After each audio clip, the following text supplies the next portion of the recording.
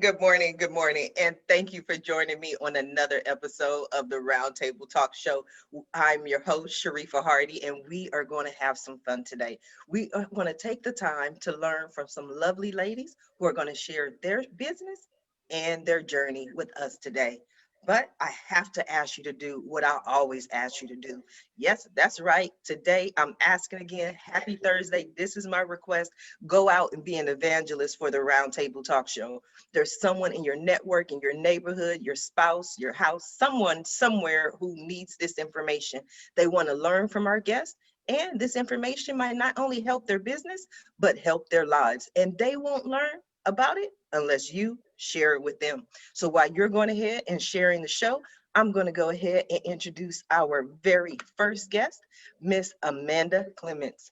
After 17 years as a competitive gymnast, including 4 years at the D1 level, Amanda graduated from Towson University with a BS in Anthropology and Sociology. She later completed her CPC with the Institute for Professional Excellence in Coaching. The most common request she receives centers around performance anxiety, difficulty getting over mistakes at the moment, and an inability to perform at a consistent high level. Good morning, Amanda. How are you? Good morning. I'm doing very well. Thank you for having me. Thank you for joining us. Tell us about yourself. Who are you and what are you passionate about? Yes, I am, as it said, I'm a former athlete. I had a 20-year competitive career, including 17 in gymnastics.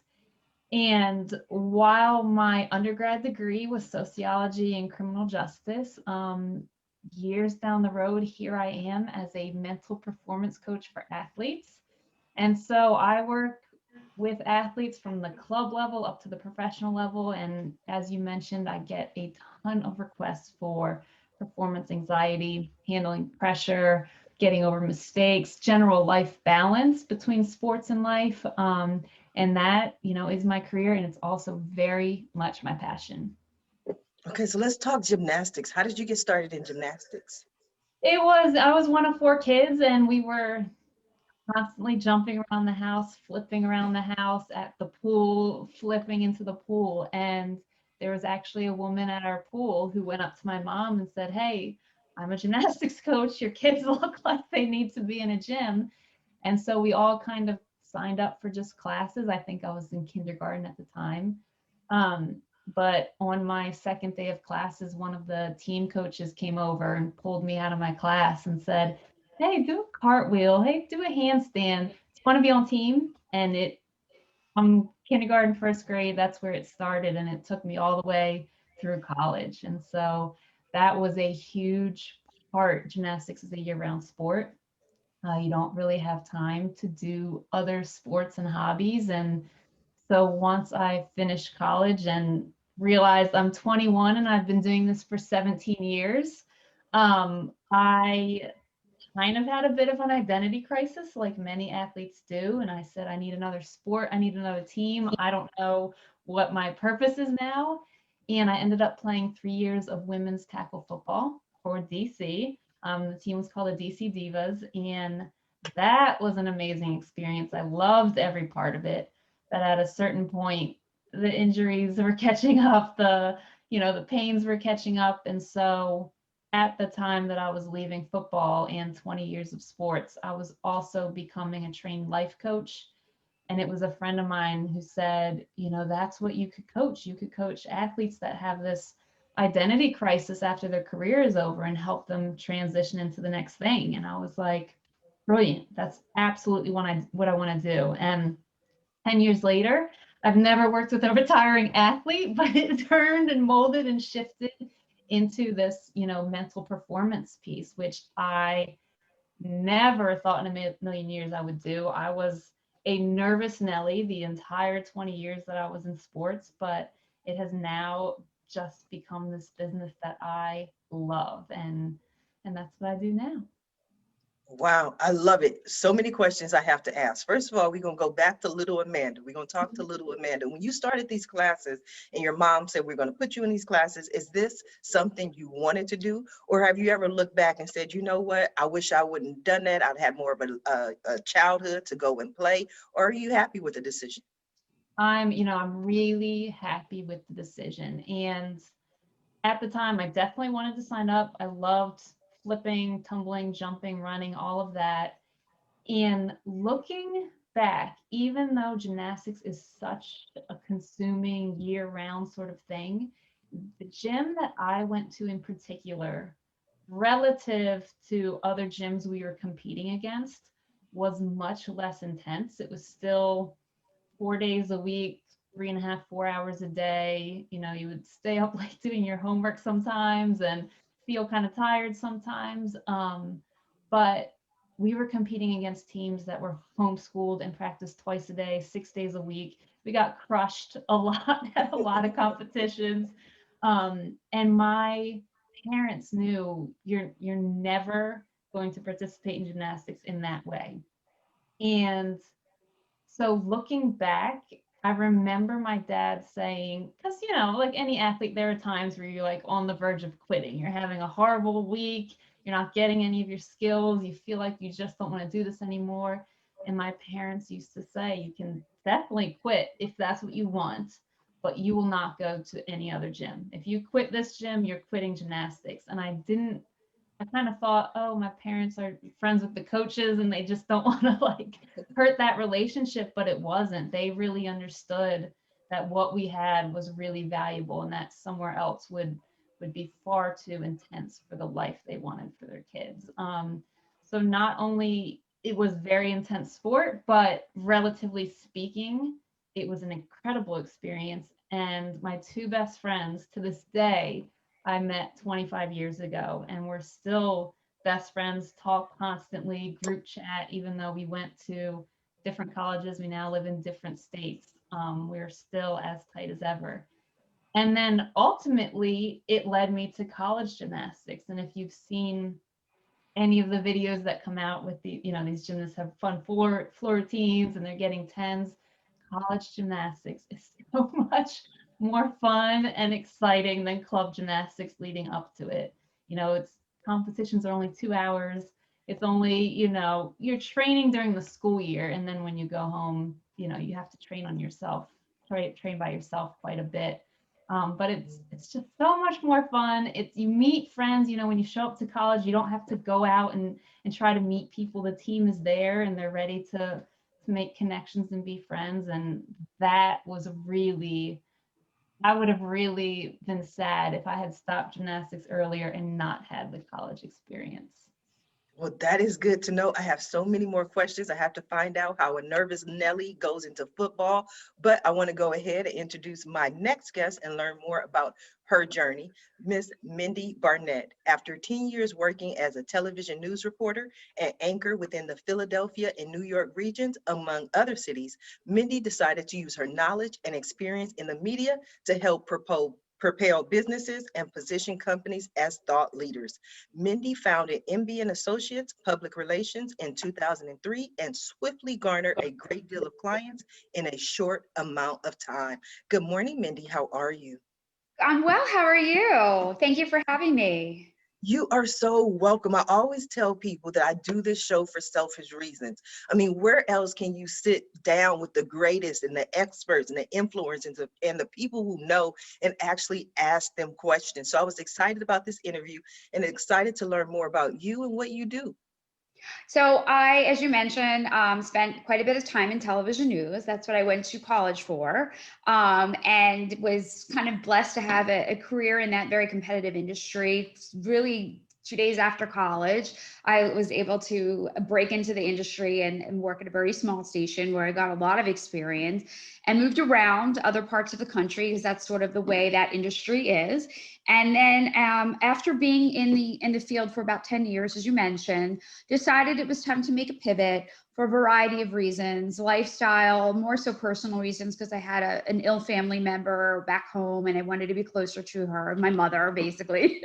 She's fine now. So thankfully, you know, it's all in the past, but living far away really kind of brought into perspective what I guess priorities really are for me, in terms of being close to my family and being in closer proximity to those I love.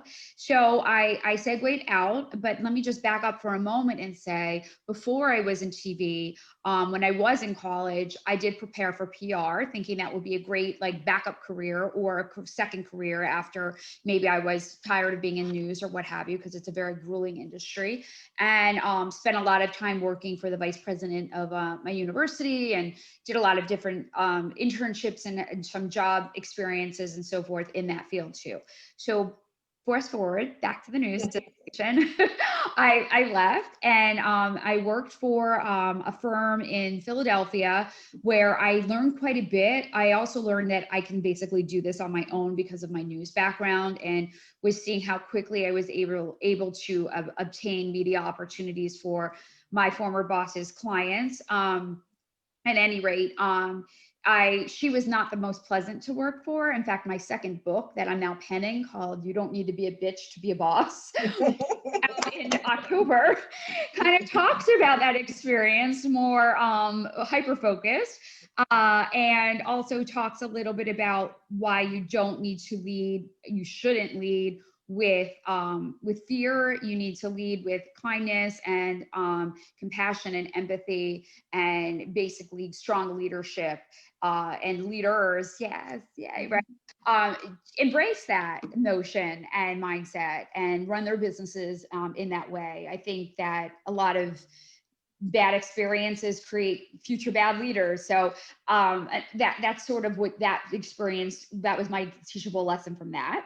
And then I got into PR, starting my own thing very shortly after working for her, and was very grateful for referrals, and just organically grew my company in a swift way. A lot of hard work, but also a lot of good luck. And now, thankfully, I'm blessed to say that I have a very strong team with a presence in the Philly market, Philadelphia, as well as New York City. And we represent clients pretty much all over the US and also internationally, working with local media markets as well as those on the national level.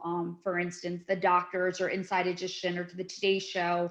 And then, as I mentioned, I wrote that.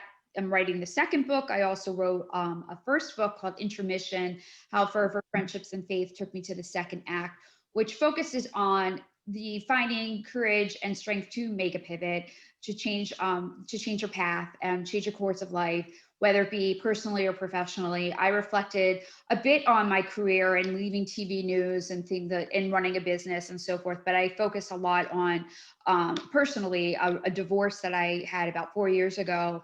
And it was a hard decision. I have young children. There was a lot of dynamics that made that difficult for me. But I did indeed do that, and was able to maintain a really solid relationship with my former husband, who is obviously my co-parent, and we do that beautifully. And I have a lot of teachable, actionable tips and lessons in the book about that, and how I was able to navigate that situation and essentially end up on top, because I think that's difficult for a lot of exes to do with. And I've done a lot of media around that notion of co-parenting, kind of looking at it as a business relationship as opposed to a personal one, sort of taking your heart out of it and thinking strictly with your mind, which is very hard to do, especially if there's a lot of uneasiness. Thankfully we didn't have that much, so it made it slightly easier, but even still, you always have to think and advocate for your child, regardless of what your personal circumstances are with an ex-spouse. So that's a little bit about that. And then speak, which I did after I wrote the first book, started breaking into that industry, which I really love and feel as though that is my calling, truthfully, to inspire and motivate others to believe in themselves and lean on mistakes that they've made, and look at them as not mistakes, but learning lessons and finding the silver lining from those issues, and also learning that everything happens for a reason, and you may not realize what that reason is until later on, but just having faith in the universe and how I'm able to do that. And I'm planning to go back to school in the fall to get my master's in positive psychology, which I intend to use toward my speaking career and possibly my fifth act later in life. You got all your acts planned. So Wow. I was like, about me.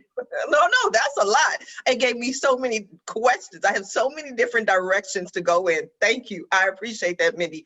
But I do want to go over to Amanda real quick. I noticed with Mindy, because I heard a lot actually, but I want to know about that. You don't have to be a bitch to be a boss. And I saw you clapping, Amanda. Amanda was like, yes, go. What are your thoughts, Amanda? There's so many things, Mindy, that you said that I'm like, yes, yes, yes, yes. And with the book in particular that you were mentioning, it's, I'm a mental performance coach for athletes, but what that involves is teaching what mindset actually is, where it comes from, how it's formed, what emotional responses we create from our mindset, and how those emotions determine how we act. And we dive really deep into that, especially teams and athletes that I get to work with over a period of time. And what I found was I was working either with one-on-one with athletes or with the teams in general, and the athletes are learning all these things about mindset and emotions, and that sports isn't necessarily about going out there and getting angry, which so many of us hear in our sports career. And we would do all this incredible work, and their mindsets would change, and their emotions would change, and their connections to each other would change. And then I'd send them back to their coaches who didn't do any of the training, even though it was offered to them. I'm always saying, hey, coaches should do this too. This is a big part of the team, development. And I hear all the time from coaches, no, we don't need it. The players need it. Focus on them.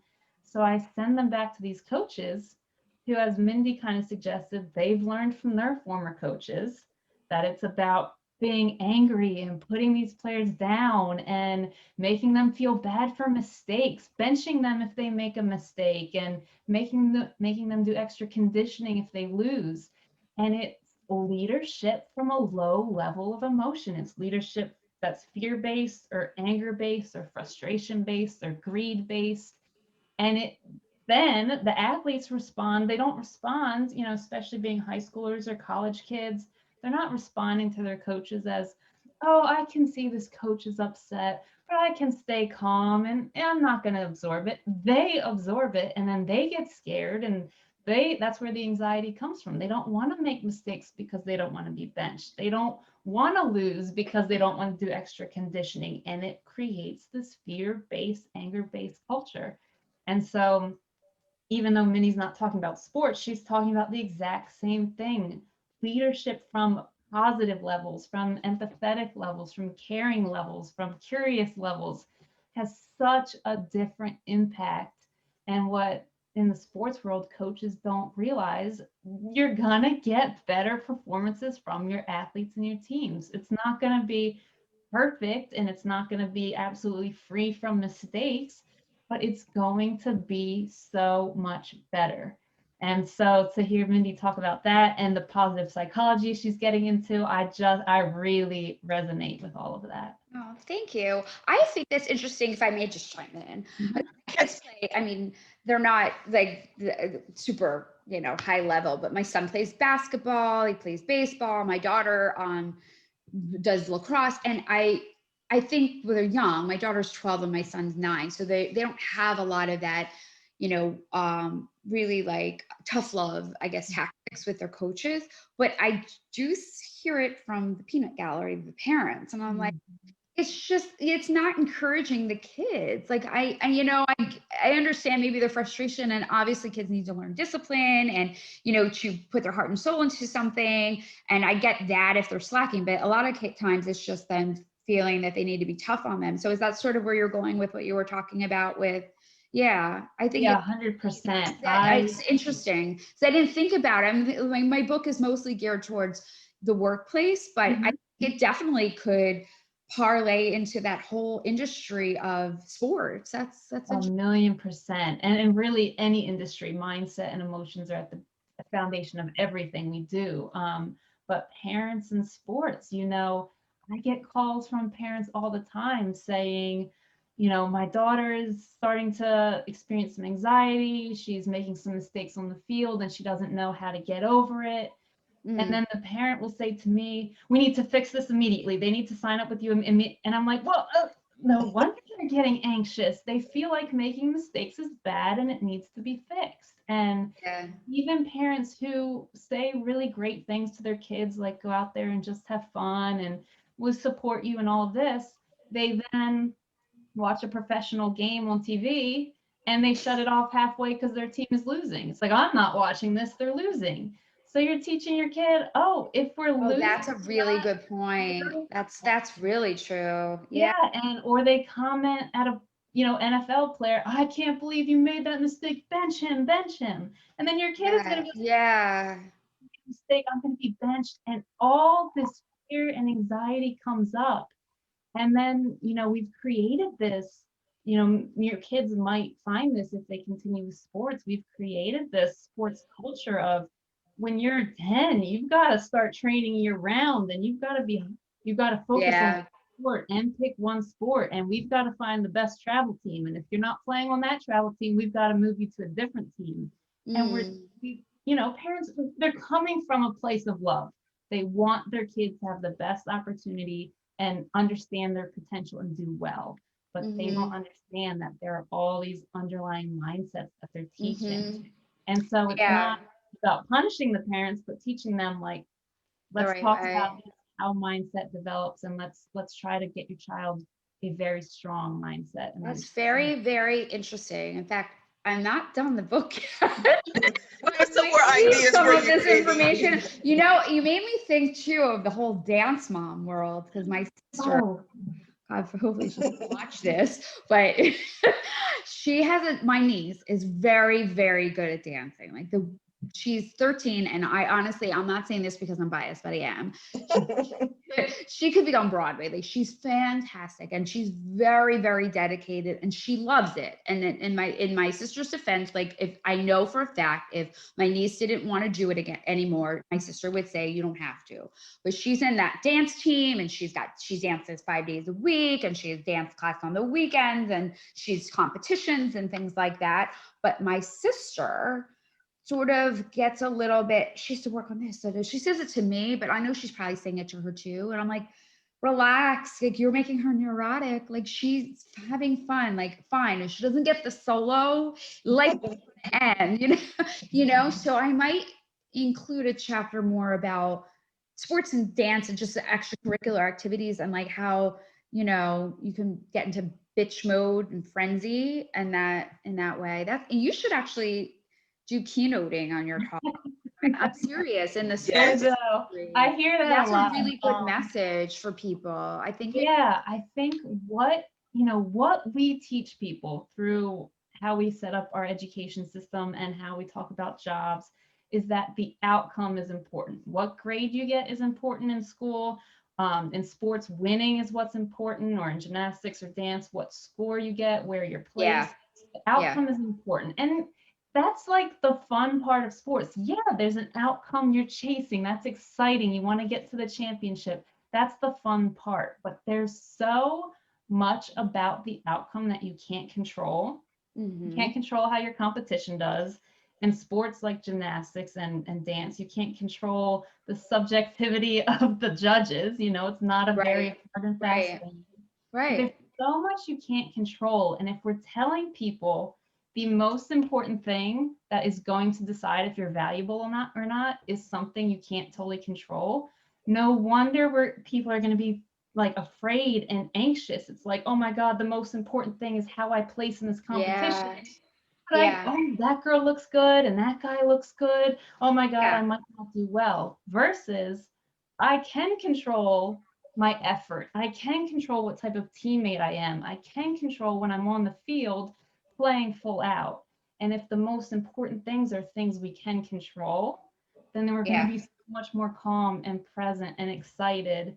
and be able to handle the outcomes that don't always go the way we wanted.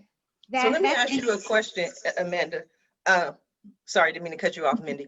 But I just had a Okay. question that stood out from both of you, from Amanda and Mindy, because back to, you don't have to be a bitch to be a boss. One of the things that I'm seeing is society as a whole is changing. We've gone from more of that masculine dominant industry, which a lot of time, energy, which is a lot of time more fear-based, to more of the maternal. Because when you were describing the elements of a coach, I'm like, that sounds like a really great mom.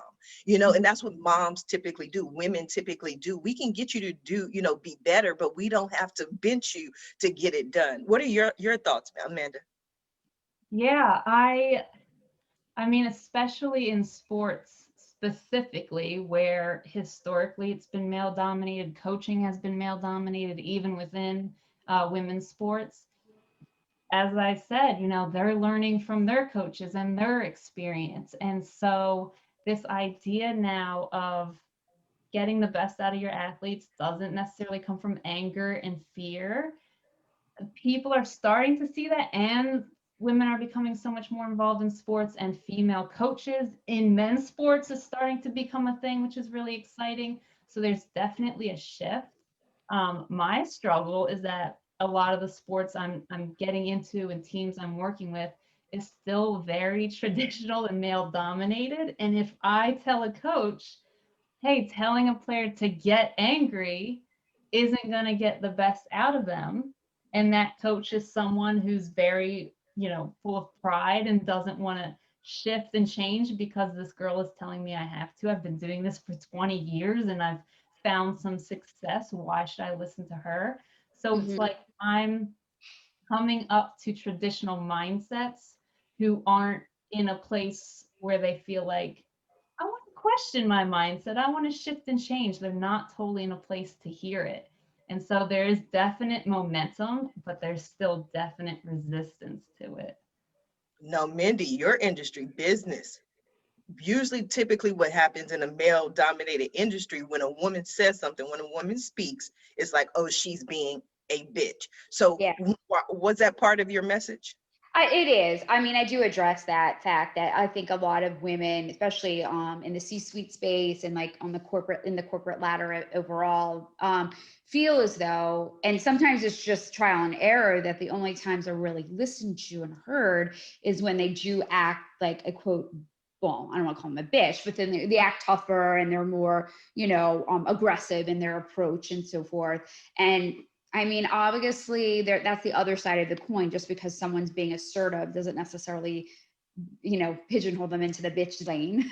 I don't think so. I do address that, but I think there's a fine line between just being assertive and being strong, and also being, soft, and also having empathy, which is sort of, part of my message. I think the main point of the bitch lane is when you're nasty.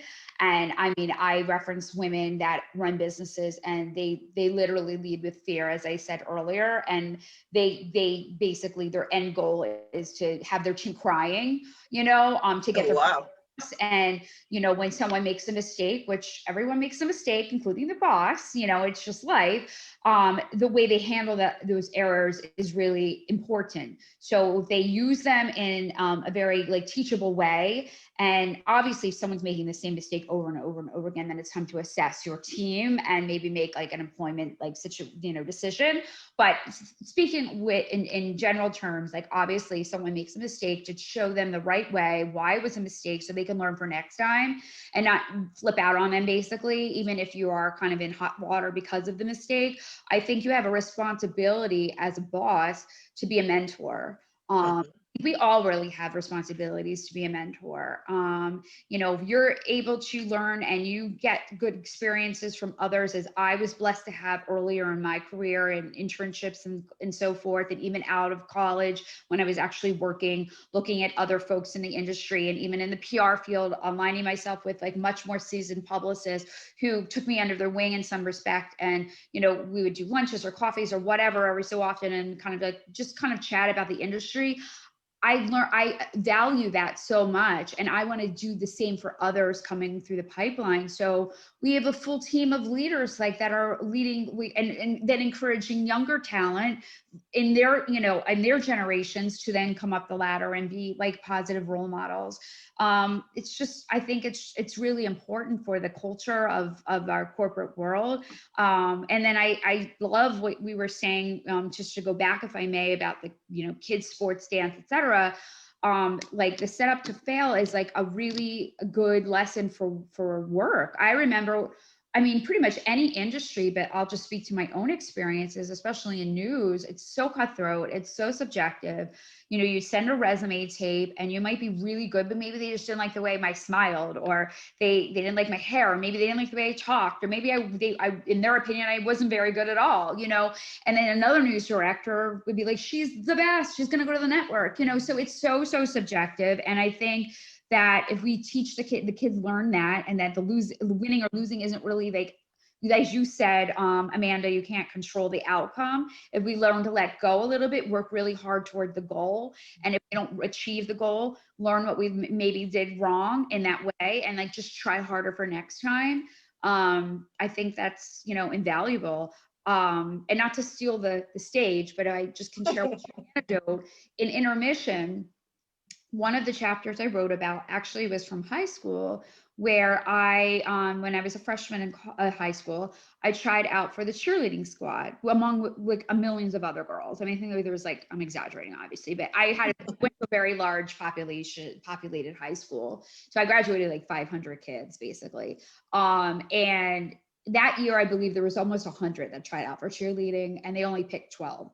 So I had really strong dance skills. I was a dancer my whole life, but I never cheered. I didn't have gymnastics like you. And I was very good in that way. Like they weren't my strong suits. And I didn't make the squad. And then, a lot of girls obviously didn't make the squad, since like only like a small percentage, like 10% if that, like made it. So a lot of them were angry, and parents were calling the coach and blah, blah, blah, complaining about their daughter who didn't make the squad. And I was really sad. I mean, I had some friends that made it who cheered in like Little League and stuff. And like, it's just a cool thing to be in high school. And I just really wanted to be on the team. So my father told me to go to the coach, who, by the way, was not the nicest warm and fuzzy person, to go to the coach on we found out on a Friday. So it was like that weekend, like meant Monday, to just go and see if I can learn from her, like some points that I need to work on for the basketball season tryout. So I did, very, very reluctantly. I was scared, and I did. And I think she was initially annoyed that I was asking, but then when she saw I was a little serious about learning and not just there to complain and try to get on, like complain about why I didn't make it, she was impressed. And she then made me the mascot, which wasn't like this, like dressed up in a furry little outfit. I actually a cheerleading, I don't know, the natter. I would have done whatever, as I would have just wanted to work towards my goal. But I got to cheer alongside the girls, and I learned so much. And then I made the squad the following, like in basketball tryouts. And I still wasn't the best girl. I mean, there was others that were better that didn't make the squad, that were on football the season prior, but their attitudes weren't that good. And I think she liked my attitude and my like work ethic. And so she rewarded me with putting me on, because I deserved it in her eyes to be put on this team. And I cheered all 4 years of high school, and I went on to cheer for college, only my freshman year, because I didn't really enjoy it. In college, it was more like a team, like sport, where it was a little bit more intense. And I wanted to focus more on my major and things like that. But my point is that I didn't make it. I learned from it, and then I worked even harder, and then was able to attain it. And I know if I didn't make it in basketball, I probably would have still done the same thing and like tried again the following year. I don't think I would have ever really given up, because that's never really been my MO. So I think the lesson, going back to what Amanda was saying, is very much like that. It's like kids need to learn at a young age that you can't always control your outcome in life. I mean, jobs, promotions, sometimes relationships, people leave, they cheat, things happen. Like, and you may have done nothing wrong at all, but you need to roll with it. You need to understand that, and you need to have enough confidence in yourself. And that's obviously learned through time. But I think if kids can learn at least the basics at a younger age, they'll be in a stronger place later on in life and won't be hit as hard when things don't go their way. Yeah, and your you're starting to talk to something that I really care about, which is I think things like understanding your emotions and how you feel when something doesn't go great, and how you fail, or how you feel when you don't achieve something you wanted. We should be teaching emotional intelligence in school. We should be Mhm. teaching kids, we do what you said, which is at some point you kind of learn over time. For some people, not even everyone learns how to handle emotions, but we should be teaching kids how to label your emotions, how to communicate what you're feeling, how to communicate with yourself when you're feeling a certain way, how to safely express emotions so you can get them out of your body. It's totally okay. People think all the time, because I'm a generally positive person and I preach about a lot of positive things, that I think you should never feel anything negative. And that's not the case whatsoever. I just think Mhm. we teach people to feel negative about things that don't deserve those negative feelings, like traffic. Oh my God, we think it's okay to blow up and get frustrated and yell and cuss and fight with people on the road. There's so many things that just don't deserve those emotions, but we use that as our general response to things that don't go well. But if kids learned basic mindset concepts, basic emotional intelligence concepts, how to communicate those things with other people, how to say, I did not make cheerleading and I'm really upset about that. I really wanted it, feeling it, expressing it, and then doing what you did, which is, what can I learn? This is something I still want. So what can I learn for next time? I can be bummed about it, but I can also create movement towards still achieving it if it's something I still want. And that's something that not even just athletes, but just people, kids, adults in general, they're not skills that we teach. And that's so unfortunate. Well, we have to start teaching them. We have to have more people like the two of you to go out there and teach them. I did want to go back to you, Mindy, on something you said. You had a lot of gold in what you said. That's one of the things I always say. Is like, so to often experts and the influencers and speakers, they have so much gold that's just kind of common sense to them, but other people miss out on. You mentioned internships twice, and even the second time you said I was blessed to have an internship. And in this day and age, so many people go, I'd never work for free. I'd never be a mascot. Yeah. But your focus was not to say I'm above that or I'm better than that, or to No. even say, it was like to go in there with a positive attitude and learn. Yeah, I'm glad you're bringing that up. That's an interesting point. So I have interns now, and my interns are great this semester. Um, Not last semester. no, I mean, no. They're all great. I don't mean to put it that way. I just think that the younger generation, I'm being very stereotypical. I'm not like, I'm not really talking about anyone specific. I just think in general, the attitude, and even with my own kids, right? I mean, they're included in this. I think it's just, they think that it's just coming to them. I don't know if it's because maybe the helicopter parenting style that was more like on trend, like in the younger generations, or maybe tech made life easier for them looking things up. I'm not really sure what it is, but I think overall, again, stereotypically saying, I just think the work ethic is very different for the younger folks versus today's like people that are more I'm 47, so I'm like, I guess I'm generation X, right? That was my generation anyway. I'll be 45 in March, so I'm right along. Whatever, it's fine. I'm just saying, I'm not, again, like, not every, there's some amazing ones. I've had some incredible interns that like came in early and stayed late and like, whatever. But I just always feel like I'm always paying my dues. And I say that now, I'm like, I'm still paying the dues. Like you just have to work. I always over deliver, under promise. I think that's the only way to get by. It's the only way to keep your name up, like in the headlines and like, afloat and things like that. And it's always been I guess because that was instilled in me when I was, growing up. Like it was my parents were very much like, you work really, really hard and you're only as good as your competition and like, things like that. So you always have to do your very best. And I learned to like just kind of compete with who I see in the mirror, not look over on the sidelines, but still like you have to constantly just work that much harder because someone else is going to come up behind you if you don't. And that's just always been my thought. So yeah, I don't think I'm under. I mean, I still schlep now. I'm like I still run and I'm like a stage mom behind scenes with my clients. And like, you know, they're always like, what are you're doing? I'm like, yes, that's my job. That's what you paid me for. I'm happy to do it. Like, you know, I'm not just like sitting in my fancy office and da da da da. Like, I like being in the weeds because I think it gives you character. I think it keeps you grounded. I think people respect you more. And I also want to show my team that I'm in it with them too. And they're not just like, I'm not just delegating all these like the ugly, you know, things for them to do. And I'm sitting there doing all the fun things. So Absolutely. Amanda, what about that work ethic? Yeah, I mean that, you know, that's so much, you know, it ties into what we were talking about before. Work ethic is something you can control. And there, you know, from a sports perspective, there are going to be days, especially now in the midst of a pandemic, kind of one of the most common things I'm seeing are athletes are not feeling motivated to train. You know, there's a lot of the training is virtual or on their own, and they're not feeling that motivation, which is so normal and so understandable.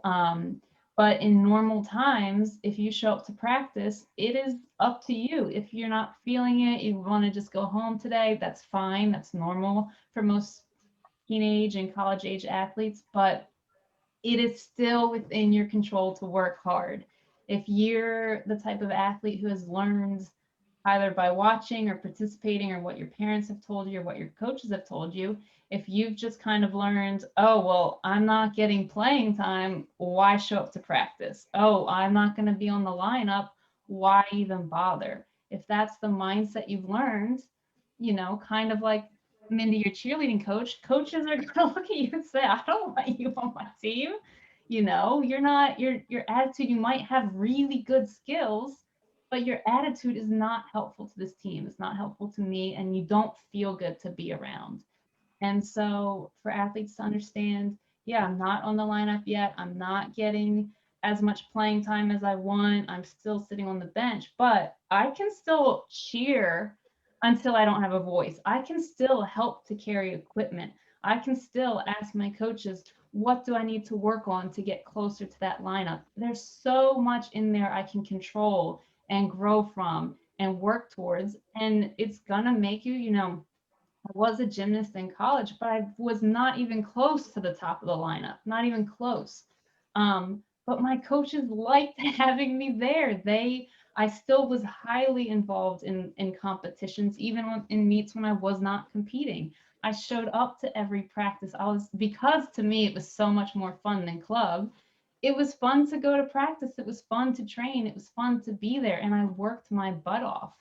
And I competed some, but not nearly as much as other teammates. And it didn't, you know, change anything about my effort. And that now goes into my business now. Like Mindy said, it's like there's always so much to do, even the tiny little things that, you know, if you're not willing to do that, you don't expect your business to go super far. So Amanda, you focus on people who have performance anxiety and performing at a high level. Did you take a look and say, you know what, there are certain items or certain patterns that you can do in order to be more successful and then start your business? Or how did you go off into teaching those aspects of it? It was, you know, what I mentioned was I really thought it was going to start out or really be a business of retiring athletes experiencing an identity crisis. So let's help you process that and find out the next exciting thing in life. And that's what I thought it was going to look like. And as I was trying to get clients and trying to build a business, which I had no idea how to do whatsoever, I started getting calls about my 12-year-old athlete made a mistake in a game and it ruined the rest of his game. Can you please work with him? And I was trying to build a business, so I said yes to everything and then figured it out. And as I was going through and working with more performance anxiety and working with this difficulty getting over mistakes and all these things that were being brought to me, I realized it is the same exact concepts that I already knew and was already teaching and already working on. It really comes down to that understanding of mindset and where it comes from, the emotional response that that creates, and then how that emotion dictates how you act or what you say or how you perform in that moment. So it was the exact same process. And so it really just started coming down to these athletes have never learned anything about mindset. It's always, parents and coaches saying, just get out of your head. And they're like, how do I do that? How do I get out of my head? Or just go out there and have fun. It's like, well, my palms are sweaty, my stomach is in butterflies. How do I just go have fun? And it's not any parents or coaches' fault for not knowing that if they've never learned it themselves. And so, really teaching first and foremost where mindset comes from and what it really is, and that thoughts that we have. A huge part of our brain is meant to create automatic thoughts. That's meant to help us kind of protect us as we move through life. But those automatic thoughts are not necessarily truth. They're not necessarily reality. They're just the automatic thought that came out of your brain that has been programmed from every experience you've been through. So teaching athletes to step back, see what their thoughts actually are. Let's say before a competition when they're really having a lot of anxiety, what are the thoughts that you're having?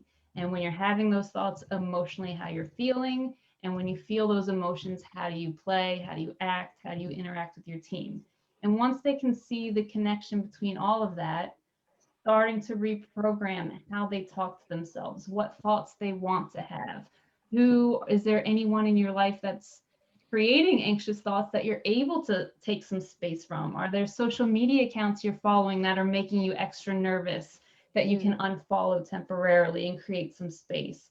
And how do we create more positive emotions? And it's not about 100% positive emotions and perfect performance. It's more positive emotions under pressure and more confidence and slightly better performance under pressure. And that's what we focus on.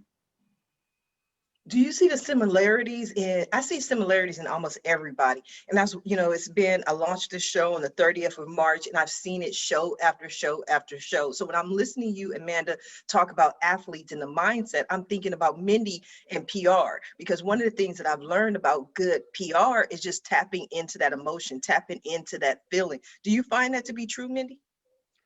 In terms of stress and stuff and like anxiety, is that what you mean? No, not the stress and anxiety, but if you have a client and they're going to provide a service or sell a product or offer something or get a story media attention, usually it's the emotions and the heartstrings that people tap into.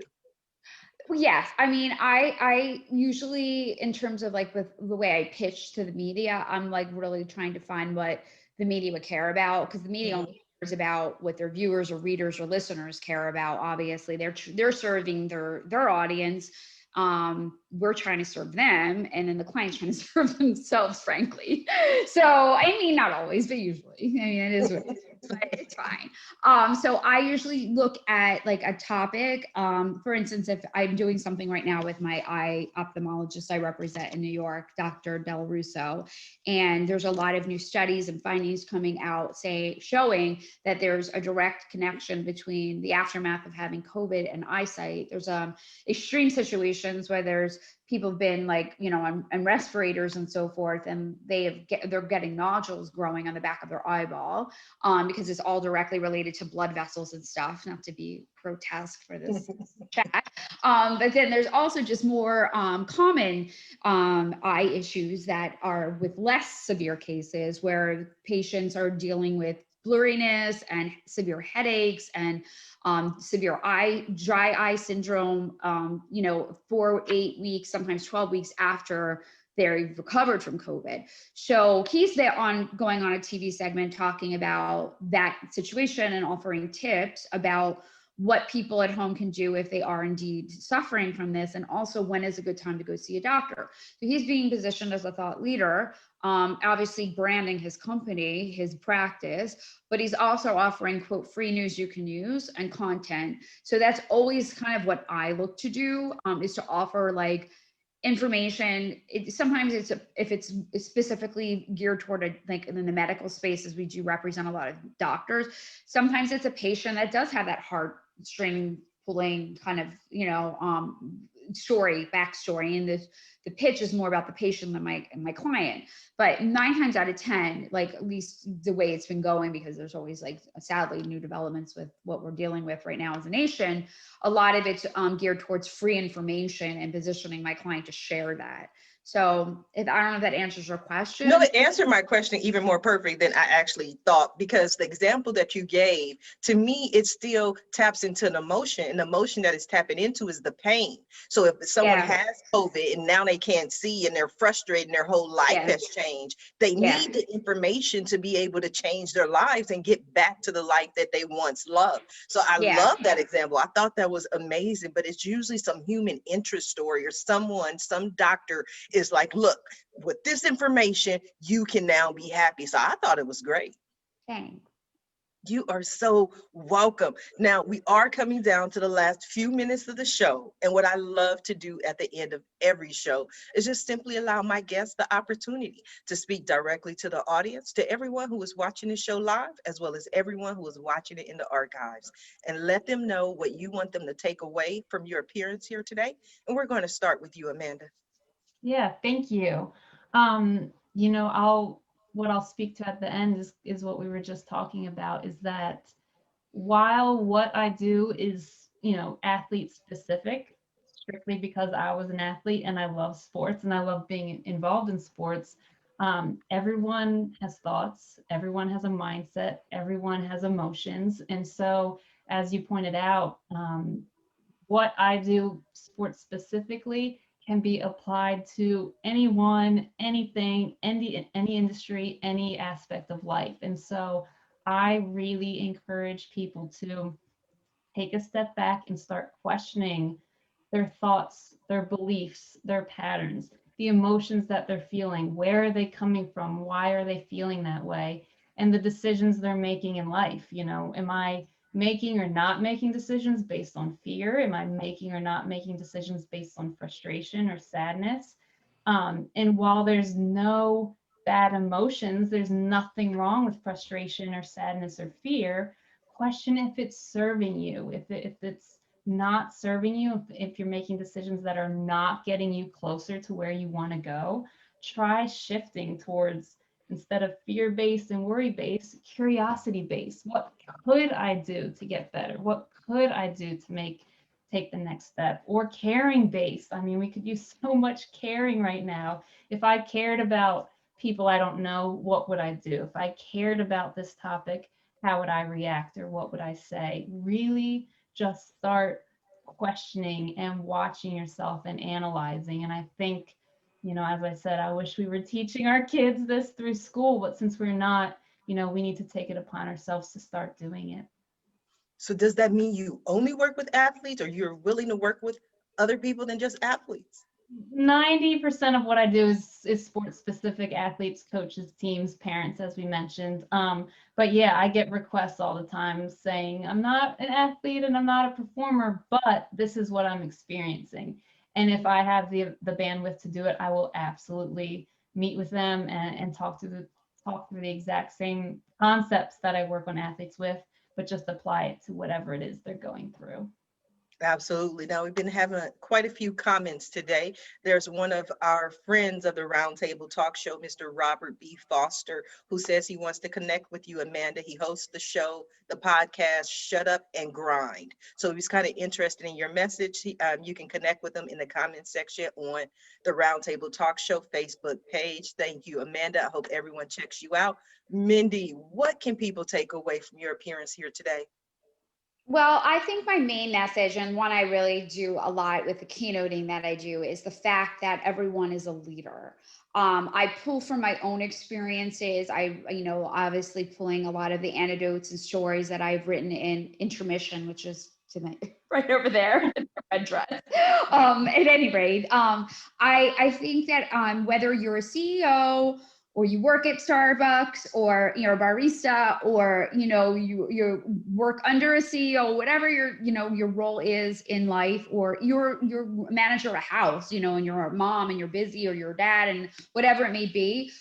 I think we're all leaders. I do believe that. And I think if we all have that mindset and we look at our mistakes and we don't look at them as, mistakes, and we look at them, as I mentioned earlier, as teachable lessons, and I'm sure we can all look back, the three of us as well as your audience, and think of maybe 4 or 5 things in our life that happened that maybe were initially negative, but then had a positive impact because of what we learned from that, and we were avoided other mistakes down the road, or perhaps force us to make a pivot that we otherwise wouldn't have made. But had we not had that encounter and made the pivot, we wouldn't be where we are today.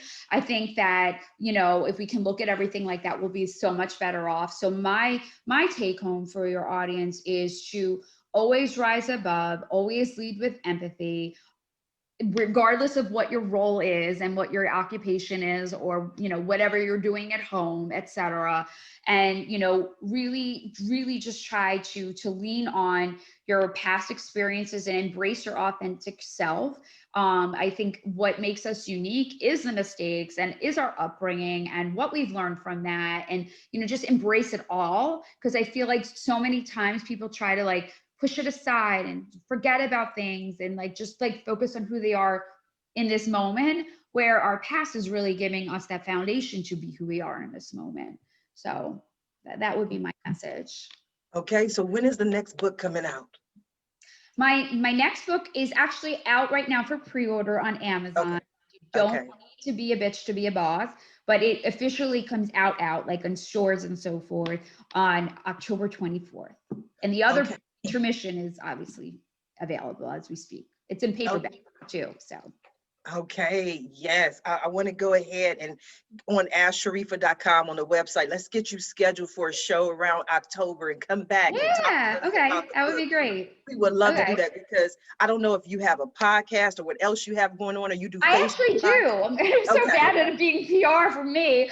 A dating podcast. It's called The Race for the Ring, and it comes out every Thursday. It's on anywhere you find podcasts, Apple, iHeart, Stitcher, et cetera, et cetera. And it's just a fun, engaging, entertaining show with also actionable tips and tricks about navigating the dating world. So I interview some people that are actually dating, and then interesting people with compelling stories to share. And I also interview experts in that space, whether it be therapists or dating coaches and things like that. So it's a fun one. Okay, that sounds interesting. Yes, you got to do some PR for you, because I got to figure out how to get on that. So bad. Oh, I got to get on that show, because let me tell you, Mindy, now I'm excited.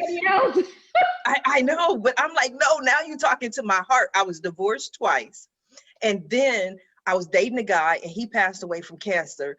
And then I was dating a guy for 12 years and found out in October of 2020 that he had married someone else on January 1st of that year. So now I'm in the dating scene on top of everything else I'm trying to do. Oh my gosh. Okay. So, the woman that you've been corresponding with to have me on, this Samurai, email her. I'll email her too, but you're coming on my show. I want to come.